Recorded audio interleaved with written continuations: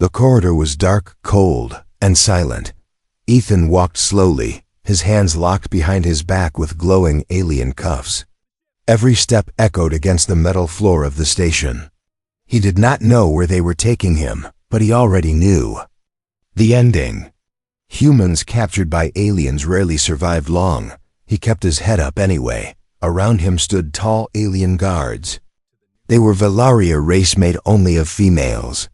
Their skin was pale blue, their eyes sharp like glass. They carried long energy spears, and none of them spoke. To them, Ethan was nothing more than a weak animal that had wandered into the wrong. Part of Space. Ethan was a human scout. His ship had been damaged during a jump. He had crashed near the station, hoping for repairs. Instead, he was captured the moment he stepped inside. The guards stopped before a large circular door. It opened with a deep hum. Inside was the council chamber. The room was wide and bright. Floating lights hovered in the air. 7 Velari Council members sat on raised platforms, watching Ethan closely. Their faces showed no emotion, only cold judgment. One of them spoke at last. "This is the human?" "Yes," replied a guard. "The only survivor from the crashed vessel." Ethan listened carefully. He did not understand their language fully, but the translator collar around his neck did its job. The council member leaned forward. "So small," she said, "so fragile." Another added, "How did this species ever leave its planet?" Quiet laughter moved through the chamber. Ethan felt anger rise in his chest, but he stayed silent. He had learned long ago that anger without power was useless. The lead scientist stepped forward, holding a scanning device. "Permission to test him," she said.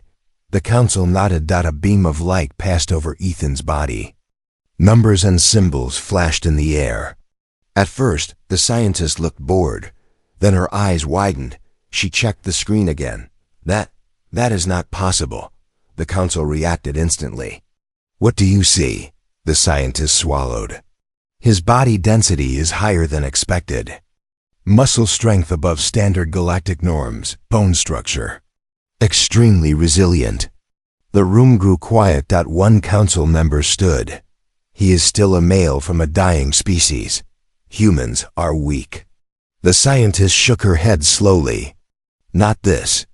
1. His survival record shows exposure to extreme gravity, radiation, and combat zones. Ethan finally spoke. "I survived because humans adapt," he said calmly. "That's what we do." Several guards raised their weapons at once. Silence. The council leader snapped. She stared at Ethan with new interest. "You are not afraid," she said. "I am," Ethan replied honestly. "But fear doesn't decide who I am." The council whispered among themselves. The Velari were facing extinction. Their birth numbers had dropped for generations. Their scientists searched the galaxy for answers, for solutions, for anything that could save them. And now, a human stood before them. The scientist looked at the council again. "There is something else," she said carefully. "His genetic markers show extreme compatibility." The words hung heavy in the air. The council leader's eyes narrowed. "Say it clearly." The scientist took a breath. "This human is rare. His biology matches our ancient survival models." The chamber erupted in shocked voices. "No, that is impossible." A male outsider? Ethan felt his stomach tighten. He didn't like where this was going. The council leader raised her hand, silencing everyone. She stood and walked closer to Ethan. She was taller than him, stronger, and carried the weight of her species on her shoulders. "Human," she said slowly. "Do you know why your kind is feared?" Ethan thought for a moment. "Because we fight back," he said, "even when we shouldn't." The council leader studied him carefully. "You were supposed to be executed," she said. "Your death would have been simple." Ethan met her eyes. "Then why am I still alive?" The council leader turned to the others. "Because killing him may be a mistake." The word mistake echoed in the chamber. The scientist stepped forward again. Records speak of a term from before our decline, she said. A living answer to extinction, Ethan frowned. What term? The scientist hesitated. Then she said it. Breeding bull. The guards stiffened. The council fell silent. Ethan's eyes widened in disbelief. You've got to be kidding me. The council leader raised her hand again. That term does not mean what you think, human, she said. In our culture, it is not insult. Ethan laughed bitterly. Sure sounds like one. The council leader's voice became serious. It means survival. She looked at him with something new in her eyes, not hatred, not pity, but need. You are not weak, she continued. You are dangerous, adaptable, and alive in ways we have lost. Ethan felt a chill run down his spine. So what happens? Now, he asked. The council leader answered softly, but firmly. Now. We decide whether you are our salvation. The cuffs around Ethan's wrists unlocked with a sharp click. The guard stepped back. For the first time since his capture, Ethan was free. And for the first time, he realized something terrifying. They did not want to kill him anymore. They wanted to keep him. Ethan did not sleep that night. The room they placed him in was clean, bright, and too quiet. The walls were smooth white metal, and a soft blue light floated near the ceiling. It felt less like a prison and more like a cage made for something valuable.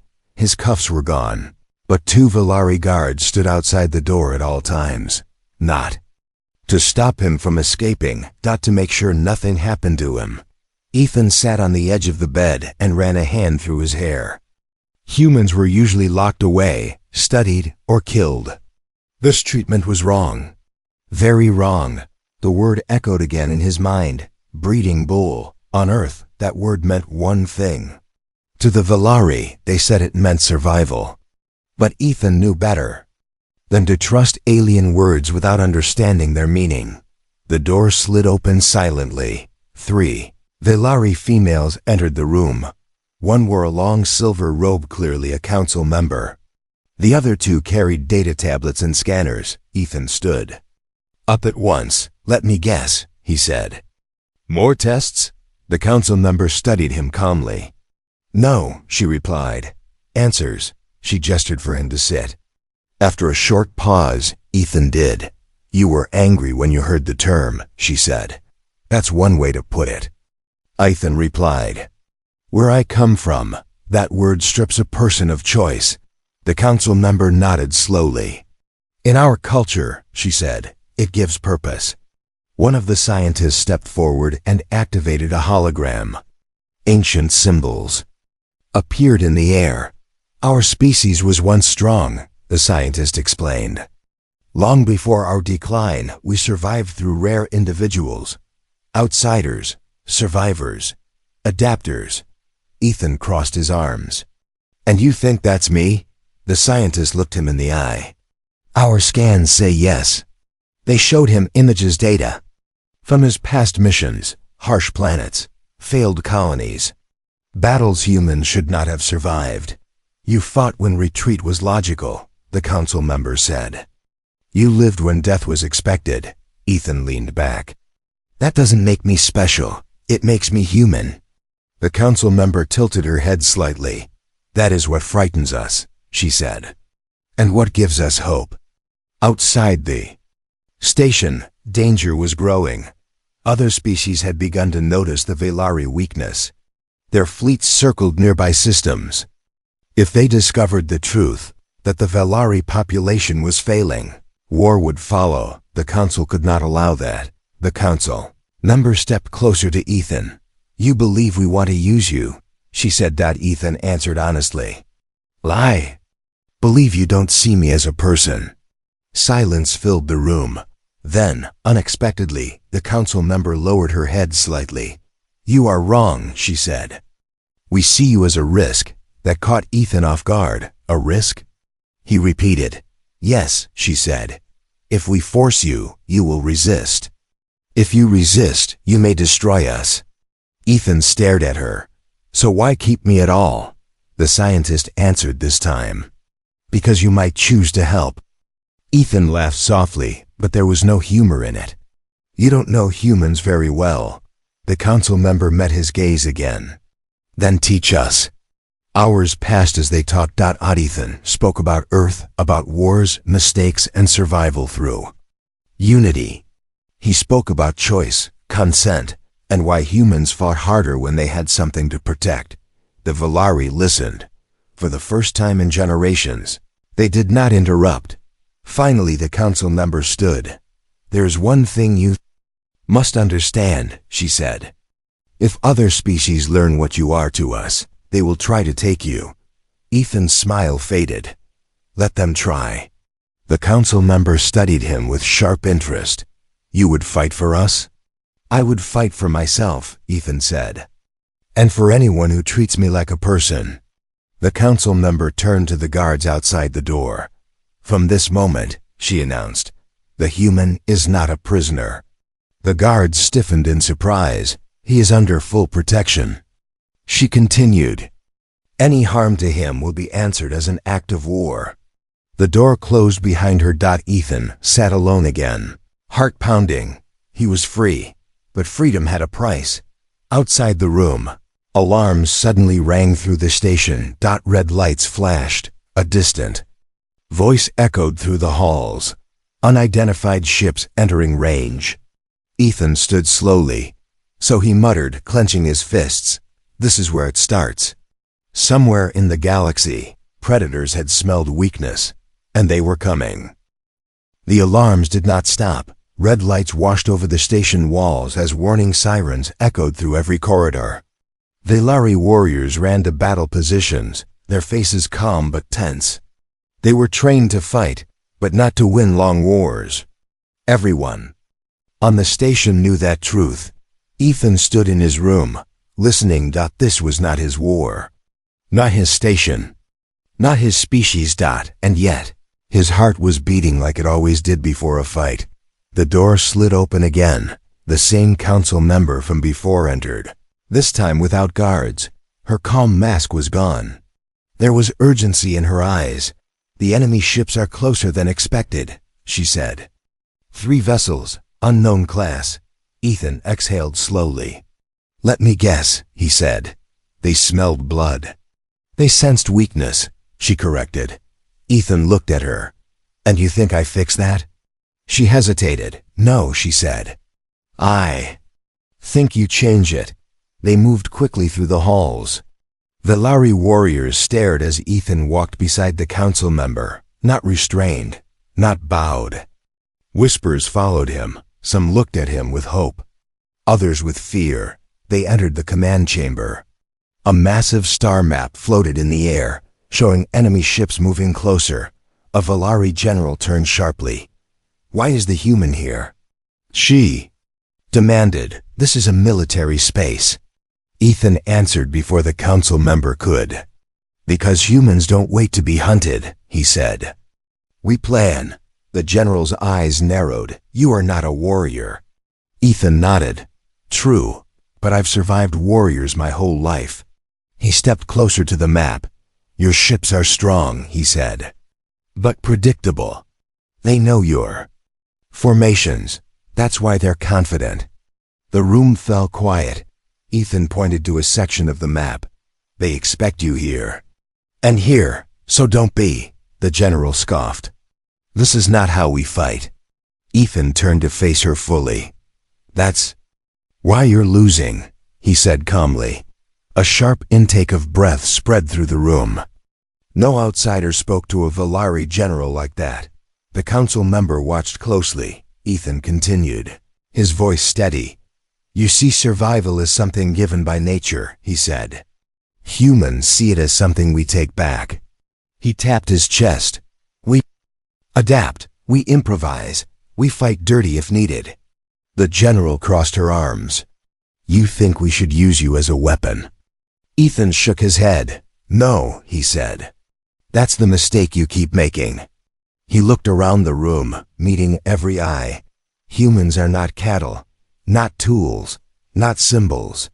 He paused. We are partners, or we walk away.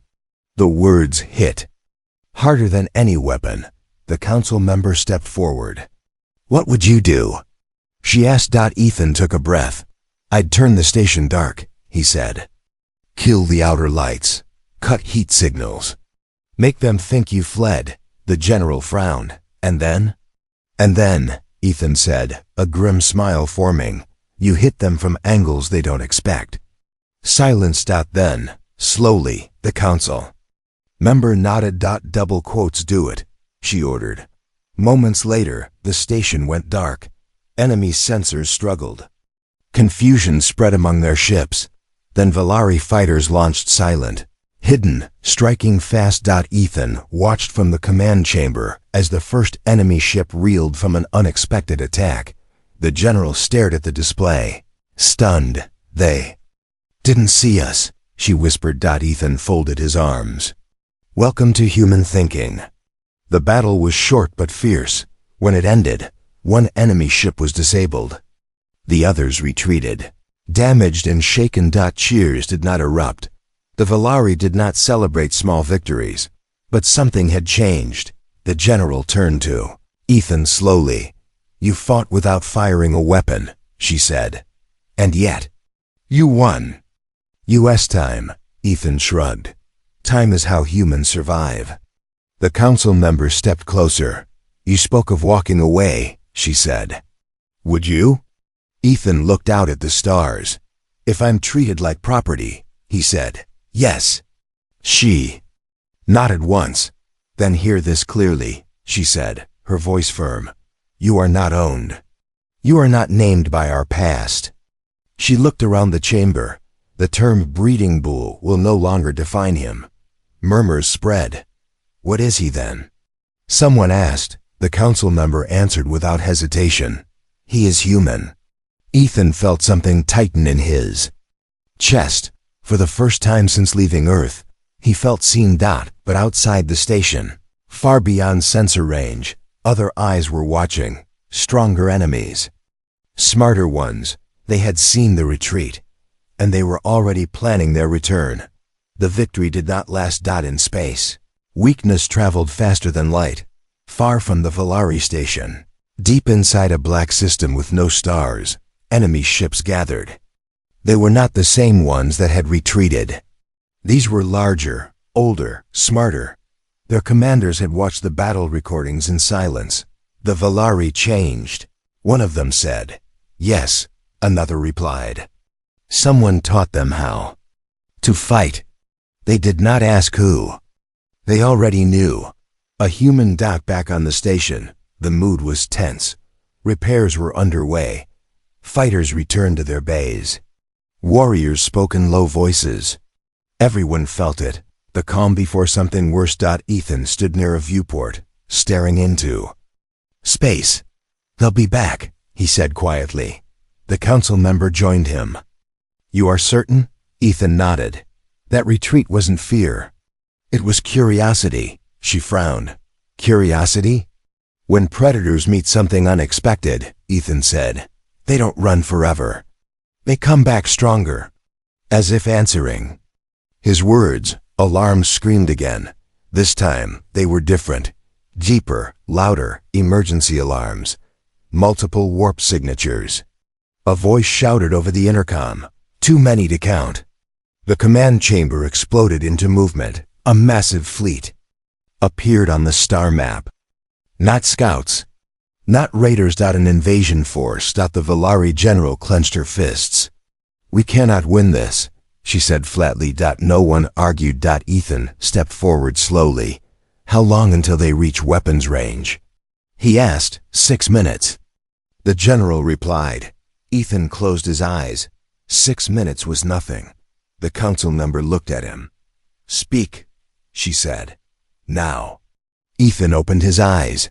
They're not here for you, he said. Not really.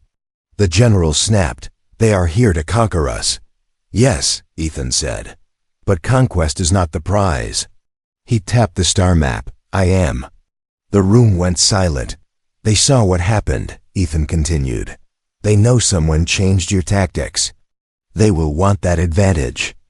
The general stared at him. They will take you. Ethan nodded. Or try. The council member stepped closer, her voice low. We can hide you. Launch an escape pod. Ethan shook his head. No, he said. Running proves them right. She searched his face. Then what do you propose? Ethan took a deep breath. Make me visible, he said. Shock spread across the chamber. The general raised her voice. That is suicide. Not if we use their hunger, Ethan replied. Predators overreach when they smell easy prey. He looked around the room. Broadcast that I am here, he said. Alive, unarmed, worth taking. The Valari stared at him in disbelief. You would offer yourself? The council member asked. Ethan met her eyes. I'm offering a trap.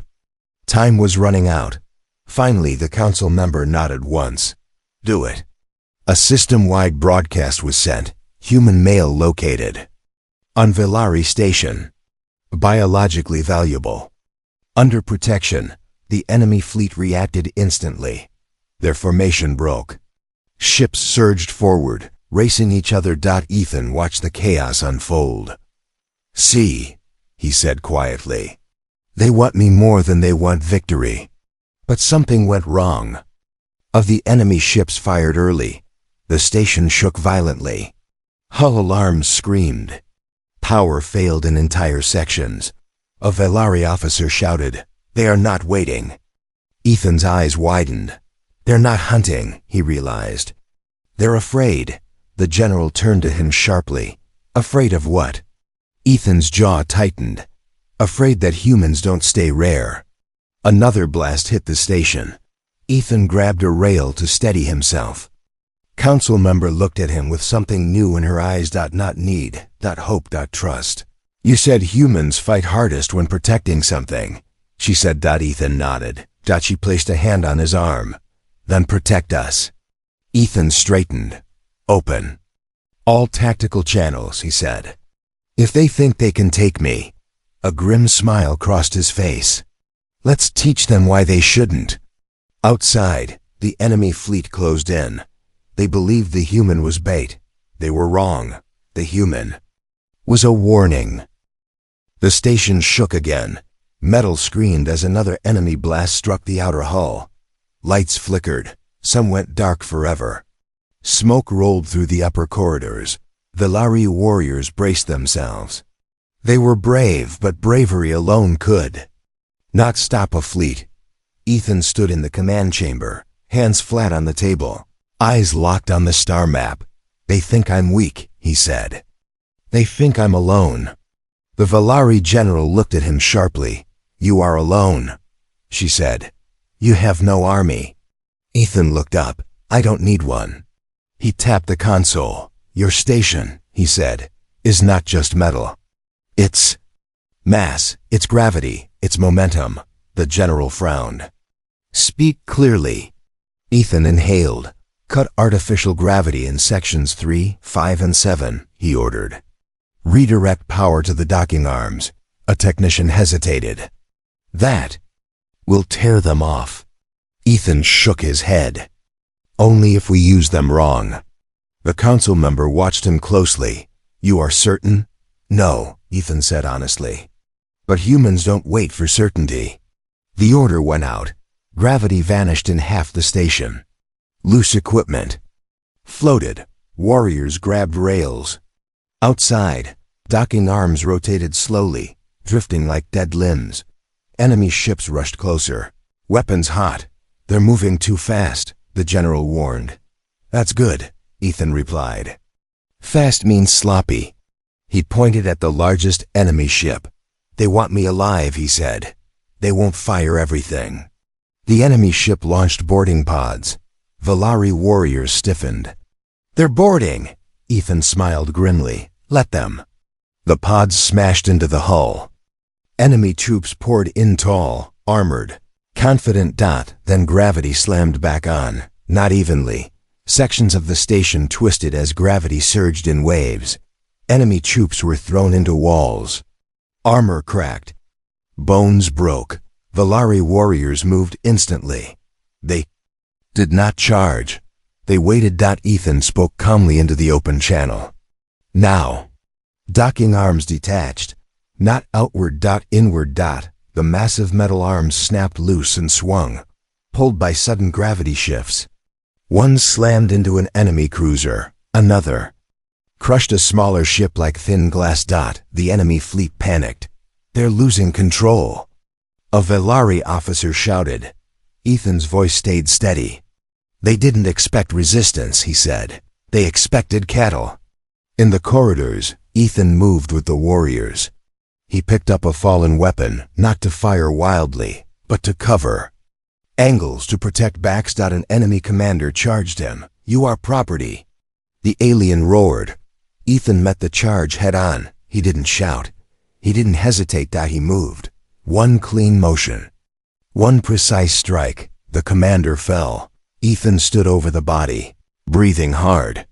I am human, he said quietly. The remaining enemies retreated. Outside, the fleet broke formation. Ships collided. Sun jumped away without warning. Silence returned. To space. Slowly. Painfully. The station was damaged. Fires burned. Warriors were injured, but they were alive. In the command chamber, the Velari gathered around Ethan. No one spoke at first. Then the general stepped forward. They called you a breeding bull, she said. A tool. Ethan wiped blood from his hand. They were wrong. The council member nodded. You did not save us with strength alone, she said. You saved us with will. She looked at the others. From this moment, she declared. That old word is dead. The room waited. What is he now? Someone asked. The council member answered softly. He is the one who fought back. Ethan looked out at the broken stars. This war was not over. But now the galaxy knew something new. Humans were not prizes. There were consequences. The station was quiet again, not the calm of safety, but the silence that came after pain. Burned metal floated outside the hull. Repair drones moved slowly like tired insects. Inside, wounded Velari warriors rested in long rows. They did not complain. They never had. Ethan walked through the recovery hall with the council member beside him. Warriors watched him pass. No one looked away. They bowed. Not deeply. Not in fear. In respect. Ethan felt uncomfortable. I didn't do this alone, he said. The council member nodded. That is why it matters, she replied. They entered the high chamber. This time, there were no guards, no raised platforms. The council sat in a simple circle. The leader stood. Our people survived today, she said. But survival is no longer enough. She looked at Ethan. We used to believe strength meant control, she continued. Control over others, over fate. Ethan said nothing. But today, she said, we were saved by trust. Murmurs spread through the chamber. One council member spoke. We called him by an old name, she said.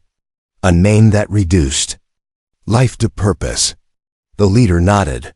That name was born from fear, she said. Fear of extinction. She turned to Ethan fully. Human, she said. That fear almost made us monsters. Ethan met her gaze. You still have a choice, he said. Silence. Then the leader lowered her head. A gesture no Velari had made to an outsider before. You are right, she said. And so we choose differently. She raised her hand. From this day, she declared, no being in Velari space will be named without consent. A ripple of shock moved through the chamber. Ethan's breath caught slightly. The leader continued. You were never our property, she said. You were our mirror. She stepped closer. We ask you to stay, she said. Not as a symbol, not as a tool. Ethan closed his eyes for a moment. And as what? He asked. The leader answered simply. As a partner. The word carried. Wait. Ethan looked around the room. He saw warriors who had fought beside him. Scientists who had listened. Leaders who had changed. I won't stay out of guilt, he said.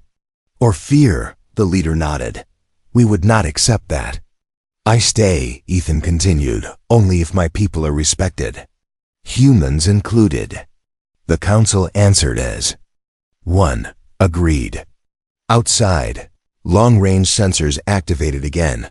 A signal moved across the stars, not a fleet. A message. The council leader turned to Ethan. The galaxy is watching now, she said.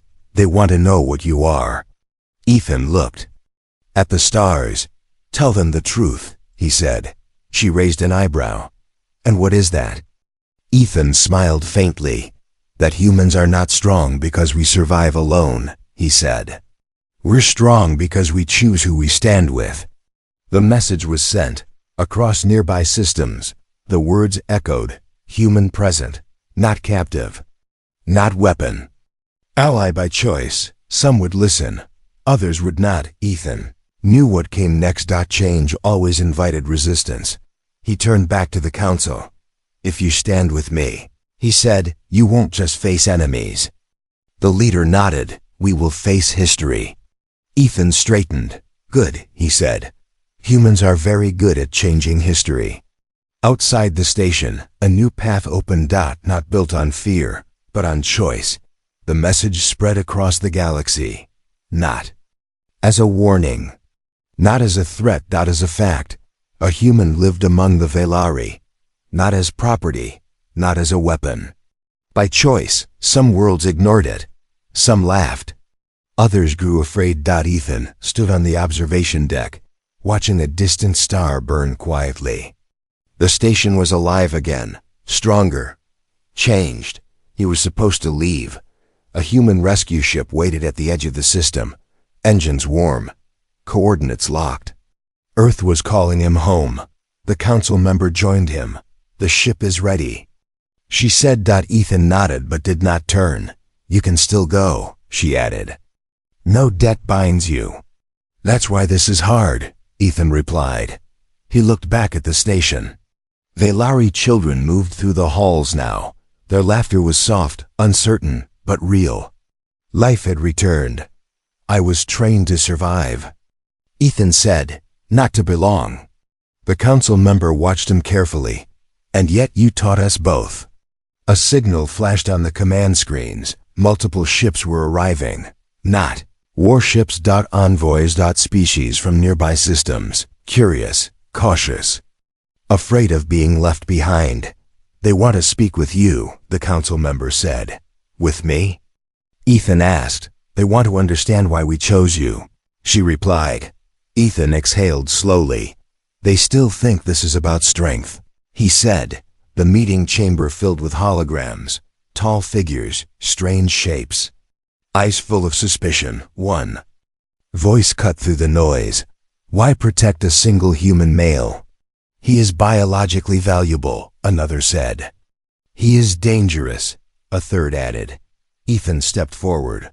You're all wrong, he said. The chamber fell silent. I wasn't chosen because I'm rare, Ethan continued. I wasn't kept because I'm strong.